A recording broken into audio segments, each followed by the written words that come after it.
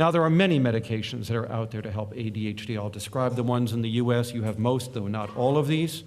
Certainly, the stimulants remain drugs of choice for most ADHD adults, though the non-stimulants can also be quite beneficial for subsets of adults with ADHD.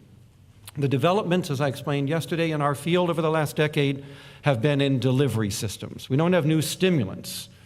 What we have is new ways of keeping these medicines in the bloodstream for hours longer than was originally the case with the immediate release pills that were on the market. So now what do we have available? We have the pump, Concerta, which is a little miniature pump that squeezes out liquid Ritalin for about 8 to 10 hours after you swallow it. How cool is that? That is a neat little osmotic pump.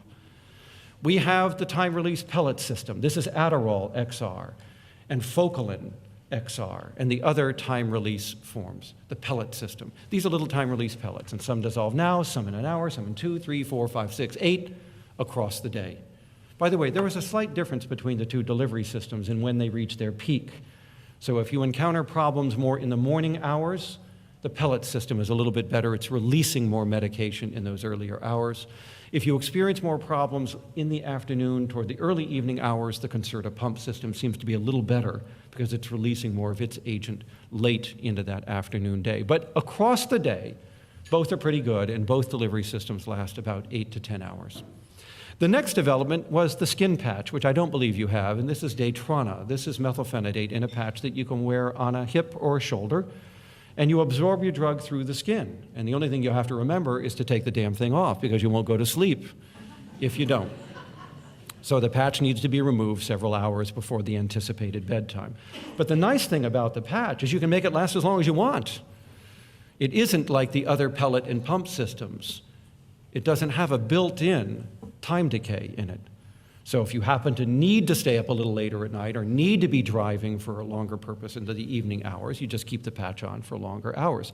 Maybe at some point you'll get the patch up here, I don't know, but we have it available in the US. It's also good for kids who can't swallow pills.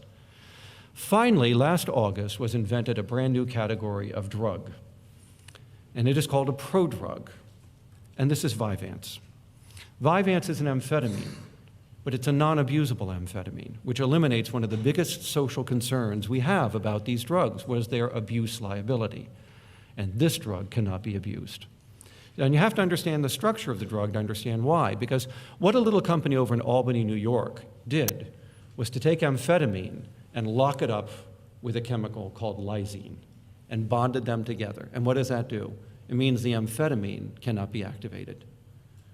Now, when you swallow this tablet of Vyvanse, what's going to happen is there's an enzyme in your intestine, and especially in your bloodstream, that is going to strip off the lysine.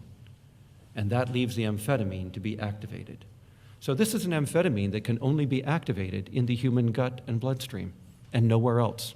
Not in your nose, you can't snort it, you can't crush it, you can't inhale it like cocaine. It only activates in the gut and when it's absorbed through the intestinal lining into the blood.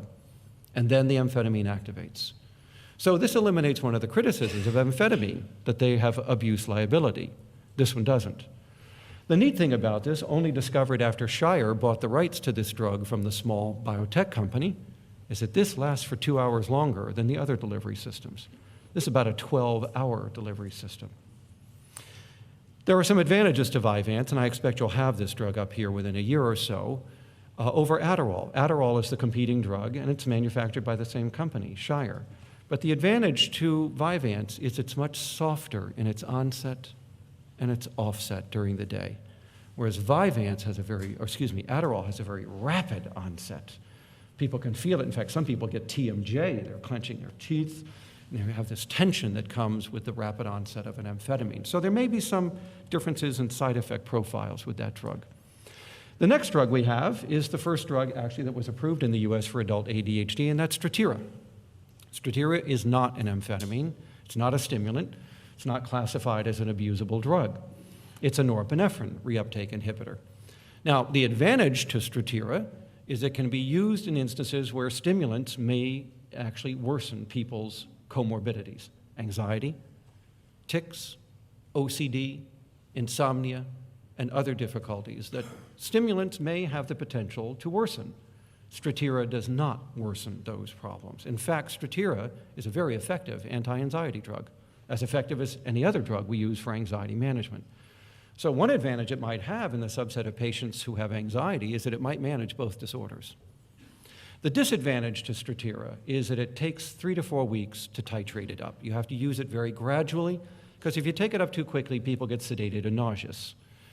And to avoid that happening, you have to adjust it very slowly.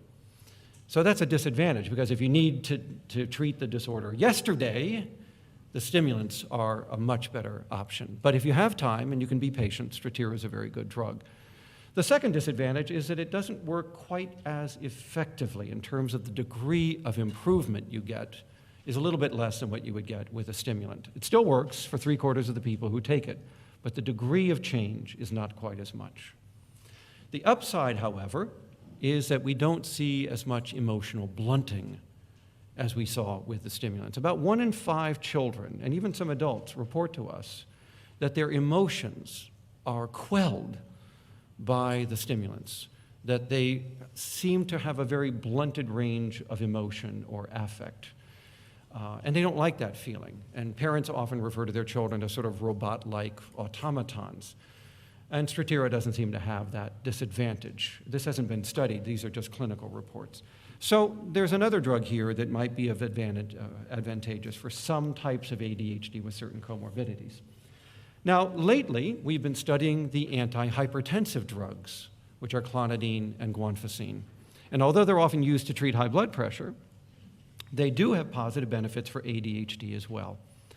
And so Shire has now been able to develop and will market this August in the US an extended release form of guanfacine, and it will be called Intuniv. So we're going to have an antihypertensive drug on the approved list for treating children and adults with ADHD. And then, of course, we often argue that people should be started on the long-acting forms of these medicines right at the start to try to cover as much of the waking day as possible. And usually we find that even then they have to be supplemented with some of the immediate release drugs. So if you're taking Concerta or you're taking Adderall and you're only getting 8 or 9 hours out of that, but you've got a 16-hour day, we may recommend that an immediate release form of methylphenidate or amphetamine also be prescribed and used to fill that gap in time where you can't take a second form of the sustained release, not and get any sleep anyway. Ultimately, it's been our experience that unlike child ADHD, we're more likely to need to use several medications with adults with ADHD. And that is because the adults have high rates of comorbid disorders, anxiety and depression among them. These are not responsive to ADHD drugs. So medicating a person for ADHD doesn't touch their anxiety disorder, nor does it help their depression, unless, of course, you're using another drug to manage those, or in the case of Strattera, which does have some anti-anxiety properties. Now, there are other treatments that have been developed in the last 2 years in the States that are psychosocial. We now know that contrary to what we learned about childhood ADHD, adults with ADHD do respond to cognitive behavioral therapy. And so now there are 2 treatment manuals on the market based on research that's been done at Harvard Med School and at the University of Pennsylvania by Safran and Ramsey, respectively. And you can find these at the addwarehouse.com or just by searching Amazon, and you will find that there are treatment manuals for working with adults. But you need to understand that in all of this research, the cognitive behavioral training around executive functioning, because that's what they target, is executive functioning, the working memory and the other deficits I spoke about this morning, that these are supplements to medication, that the patient needs to be on medication to benefit from the cognitive behavioral training, that if they're not on medication, they're highly unlikely to be responsive, much less to show up for their appointment. One of the best things that we have found adults can do in addition to going through these cognitive training programs, getting on medication, is to find other people in life that you can use to make yourself accountable to each day for the work or the goals or the other things that you have promised that you are going to get done or that you're trying to accomplish that day. Whether it's in the workplace, whether it's in the college environment, whether it's in your marriage or elsewhere, you are much more likely to adhere and complete a task if you commit to doing it in front of others and make yourself accountable to them for meeting with them several times a day in order to see how you're doing in meeting those goals.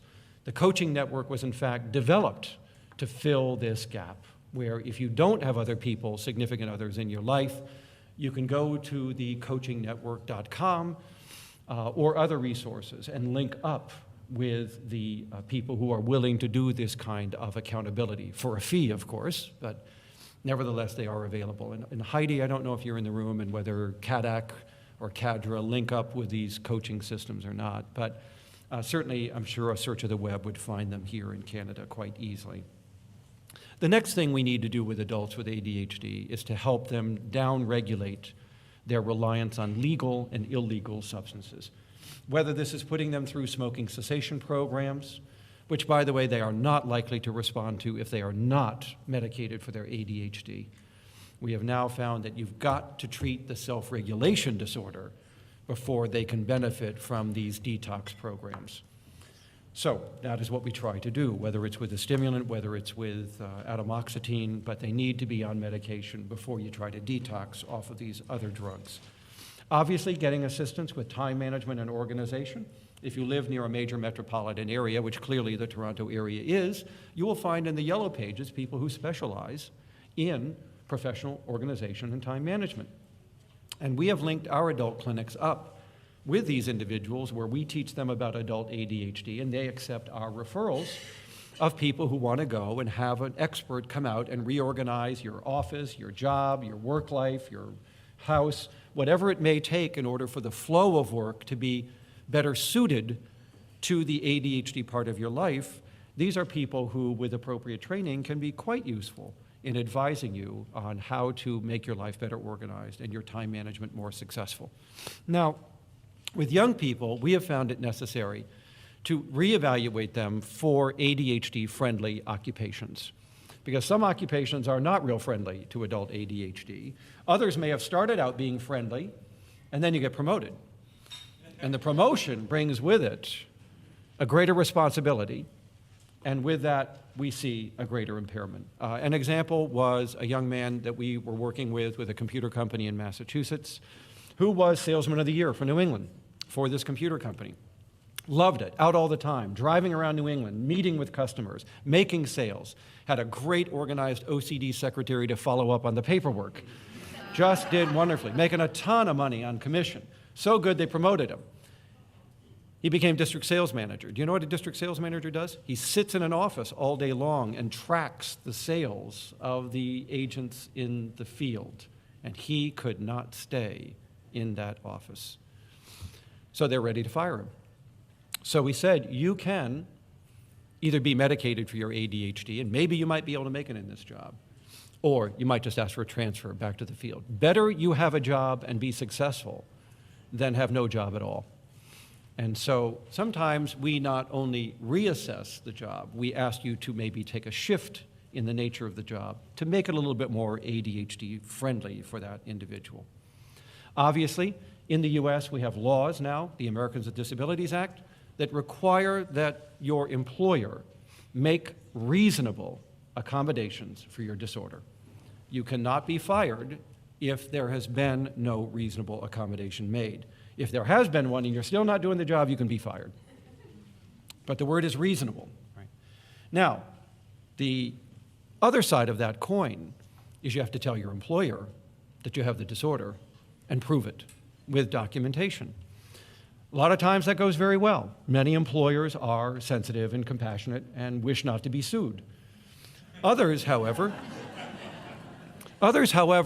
will take this the wrong way, and they don't want you here anymore. And so they will go through any hoops they need to document your failures and to make superficial adjustments that they declare as reasonable. But their ultimate goal is to fire you. So we do not tell adults with ADHD to go running down the hallways of all of their employers' places, screaming about their ADHD and how wonderful it is, because in some instances that comes back to bite you. It requires some careful forethought, discussion with a professional, understanding the nature of that workplace, maybe doing a little research about previous accommodations that that employer has or has not made before one actually discloses the ADHD. Now, for our adults with ADHD who are living with other people, cohabiting, or married, we often find that some short-term marriage counseling or relationship counseling is in order. Gina Paris spoke about this, I believe, here yesterday. If she didn't, she has one of the best books published just a month ago on this aspect of adult ADHD. It's called Is It You, Me, or Adult ADHD? And it is a book for spouses, partners, others who must live with the adult with ADHD, and how to readjust your relationship and your home life to accommodate the adult with ADHD. It's an extraordinarily well-written book. I highly recommend it to you. I'm sorry. Yes. Can I interrupt? Gina Pierre is presenting this afternoon. Oh. We just found out this morning, last night, she won 4 book awards for that book. Thank you, Heidi. Hey, how great is that? Okay. Wonderful. Well, see, yeah, she's here, right on site. But some counseling, in addition to just reading a self-help book, is usually necessary, partly for information, partly to teach the partner or spouse about ADHD, and also to handle any other issues, because some of the issues are not ADHD related. I mean, let's face it, some of us can be jerks in our marriages, and being a jerk has nothing to do with being ADHD, and we're going to have to deal with our jerkiness with our partners. So that needs to be dealt with as well, along with the other comorbidities. Now, time doesn't permit me to go through each and every recommendation. I wanted you to have these in your handout. So the next 3 or 4 slides are simply a list of common sense adjustments, changes to the workplace, changes to the school, changes to the relationship, or to your home life that you may find helpful in adapting to the executive deficits that we have spoken about. So I just wanted you to take these with you because we're just not going to go over these, and nor is there a need to, because these are quite, I think, self-explanatory.